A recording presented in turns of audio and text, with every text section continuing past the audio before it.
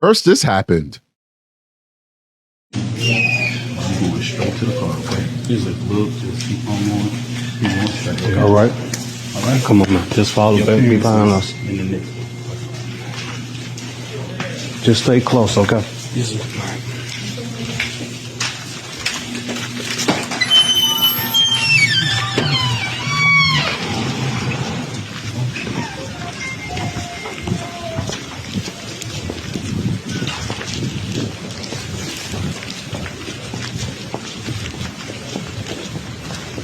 Carmelo, do you have anything that you'd like to say, Carmelo? Do you have anything that you'd like to say to the victim, to the family of the victim? Why were you armed, sweetheart? Carmelo, why were you armed at school? Explain your self-defense. How is this self-defense? Excuse me. Carmelo, do you like to say? You want to say to the community that's donated?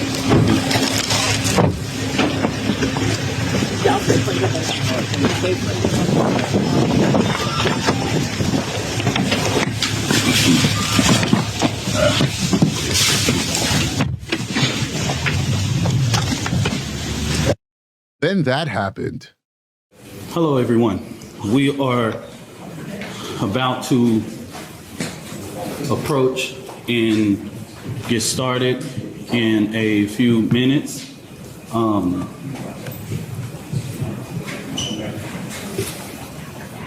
Testing 1 2 3. Testing 1 2 3.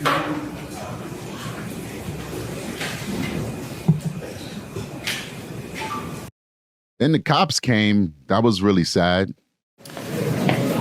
If you take a look at your screen now, what you are looking at is video of Jeff Metcalf being escorted out of the co-working space where the Next Gen Action Network's office is by Dallas Police. You see that there. Jeff Metcalf, the gentleman who was wearing the sunglasses and the blue shirt, who's being escorted out, is the father of Austin Metcalf, who was the teenager who was stabbed and killed at a track meet 2 weeks ago. He is being asked to leave, escorted out of a press conference that is being held where the parents of the child who was accused of killing Metcalf's child are expected to speak. You can see there he's shaking hands with officers. He was asked to leave. That press conference is starting now. Here's Anthony's family. Then this strange moment happened. Still don't understand what this is. So, real quick, as we get started, so we can put some house rules together. If we can swing over here and swing across the wall, we have security that are here in the building.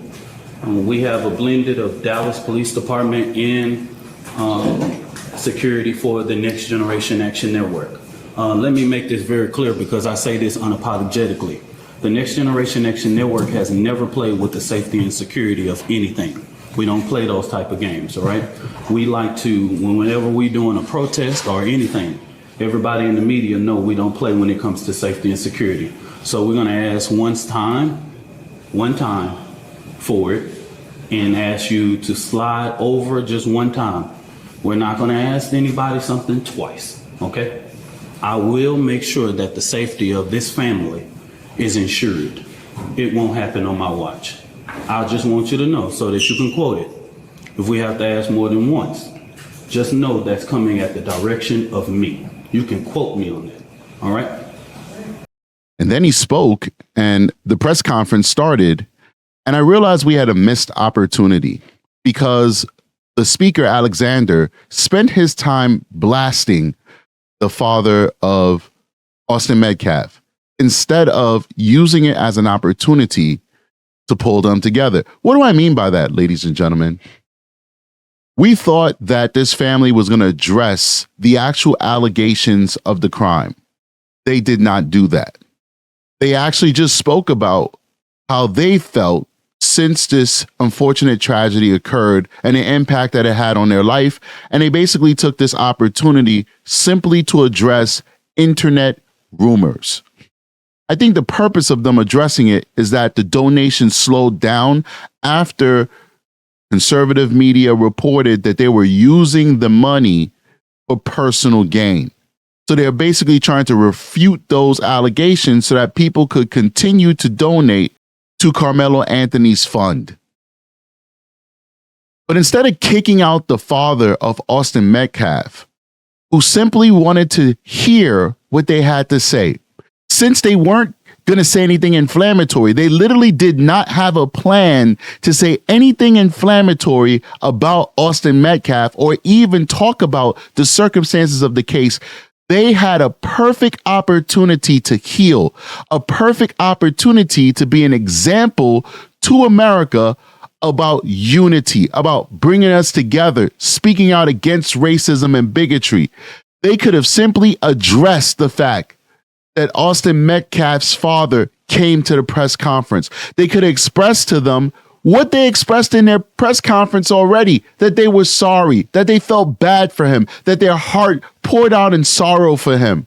They could have invited him onto the stage to speak about his son. Or if that's too much, they could have reached out to him and said, do you want to embrace? Or they could have just said, we see you, we hear you, we feel for you. You have to understand that our son is now fighting for his life, his freedom. And so we have to rally around him and we have to support our son, just like you would have done the same for your son if your son was in this situation. But we want you to know that we sympathize with you and we feel for you and we empathize with you, because at the end of the day, we did not know that our son would get into any type of altercation the day that we sent him to the track field to engage in a sport that he was a part of. We had no idea. We didn't raise him like that. That's not a part of our values. So we want you to know that we support you and we pray for you and we love you and we care for you and we're sorry for your loss. They could have simply taken that opportunity to say that. Austin Metcalf's father, in all the interviews that he's given, has never given off that he's the type of person that would have screamed inside of the galley, "You lie," or "Screw you," or "I hate you." That's not the type of guy that he is, at least the type of guy that he's shown us that he is so far. He probably would have either acquiesced their offer of empathy or remained silent. Either way, the Anthonys would have walked away looking like bigger people, looking like spiritual people, looking like classy people. Instead, they allowed a charlatan. And I got to tell you guys, I've received a lot of documentation on this man, and I will be releasing more videos on who exactly Mr. Alexander is and his sordid past of criminal activity and just breaking the rules, period. The only thing I'm waiting on is to have time to redact his addresses and stuff like that, because I'm not trying to hurt this man. I'm just trying to educate the public on who this person really is. Instead, they allowed this man to land blast a victim, a person who lost their teenage son under whatever circumstances, whether you believe that it was justified and self-defense or not. The loss still occurred. A father who had nothing to do with the circumstances that resulted in Austin and Carmelo having a disagreement and a life being lost. This father was minding his business, living his life, thinking his son is just playing sports that day, just like Carmelo Anthony's family was minding their business, living their life, working, taking care of their children, thinking that their son was just at a track meet.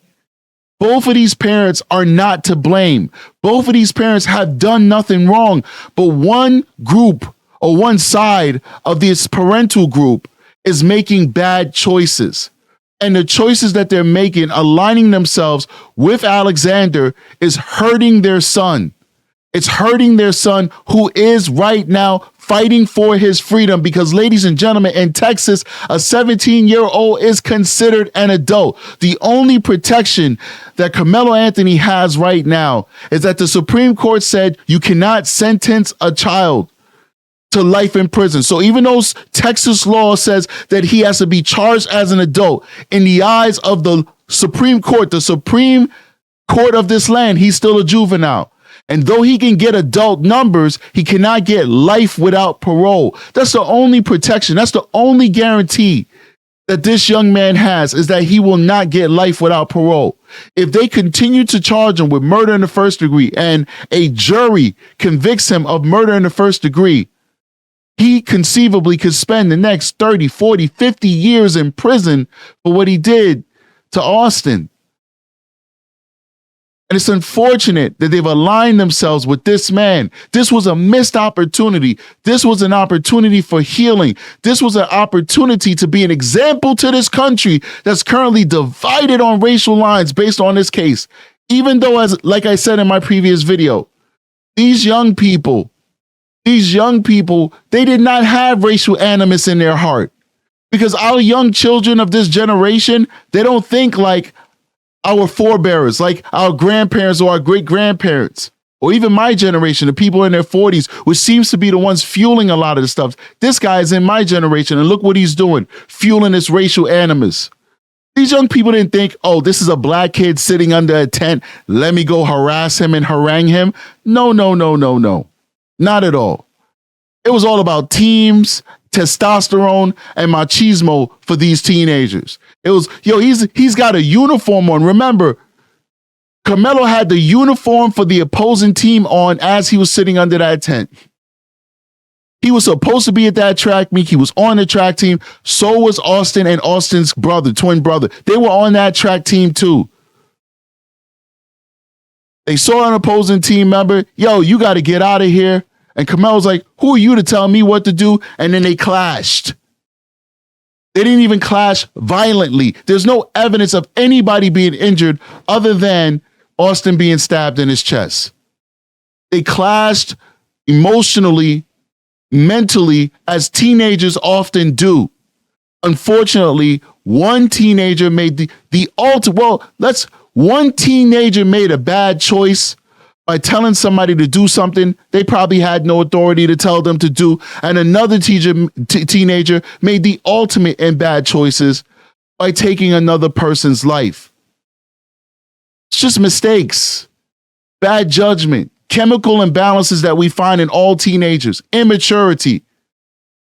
And we as the adults are now taking this unfortunate circumstance and turning it into something that it is not. And it's just a reflection of our dark souls collectively as a society. It's a reflection of the stain that exists in and on America. That we can't even see very simple interactions that turn into tragedies and see them for what they're worth as an opportunity to teach people conflict resolution, anger management, and maturity. Instead, we're teaching hate and bigotry.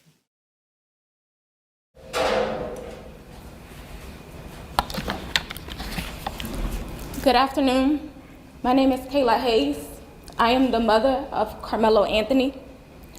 3 years ago, my family moved to North Texas searching for a better life. Like so many other families, we wanted to give our children the future we did not have.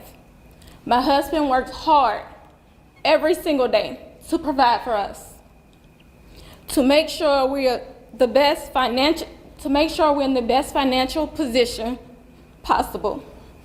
As a stay-at-home mom, I made it my life's mission to ensure our children are loved, nurtured, and supported every step of the way. In wake of this tragic incident, our family has been under attack. Whatever you think what happened between Carmelo and the Metcalf boys, my 3 younger children, my husband, and I didn't do anything to deserve to be threatened, harassed, and lied about. The lies and false accusations that have been said about us, especially over the past week, has been overwhelming. The lies and their amplification put my family in danger, as well as everyone in our community, everyone involved in the investigation, from the police, the attorneys, and the court staff. Our address and my husband's previous employer's address has been put on all social media platforms. My husband had to take a leave of absence because he's afraid what may happen to our family. His mental health is deteriorating day by day. We have endured death threats. My 13-year-old daughter is afraid to sleep in her own bedroom. This was a missed opportunity. And lastly, for this man, Alexander to put that grieving mother at that podium underneath his banner, NGAN, and allow her to give a prepared speech that he most likely wrote, where she's talking about how her daughter is afraid to go to sleep at night because she fears what might happen to her and all this stuff, her 13-year-old daughter, as though collectively America wants to hear that, knowing that a father was just standing in that crowd who lost his son. Son is gone to be no more. All of that opportunity, all of those prospects of the future are now dirt and worms. It was insensitive. It was inappropriate. And it was a missed opportunity because we would much rather have seen that mother connect as we know she really wants to. Because believe it or not, do not be fooled, America. This woman and this man standing behind Alexander are not bad people. They're not bad people. They're just like you, whether you're black, white, purple, it doesn't matter. They're not bad people. They're good parents who are in and involved in their child's life. Their child made a bad choice. And it doesn't matter how well we raise our kids. We all know as parents, and if you're not a parent, you need not speak because this is not your lane. And if it's not your fault you're not a parent, I feel for you because not everybody is blessed with the ability to make and conceive children. But still, this is something only an active parent or a former parent will understand. And that is, it doesn't matter how much time, energy you put into raising your children with morals and integrity, the world influences them the moment they leave your home. Their friends at school are cooler than you. Their teachers are cooler than you. Their rap artists and their rock stars are cooler than you. They have an influence on your children. So you can make all the right choices as a parent, and the world can make all the wrong choices and influence the decisions of your child. Under the right leadership and mentorship for these parents who are grieving and not making the right choices, they had an opportunity to heal, but instead they decided to follow the leader and go under the banner of a charlatan, somebody who's grifting for money. And unfortunately, we had a missed opportunity.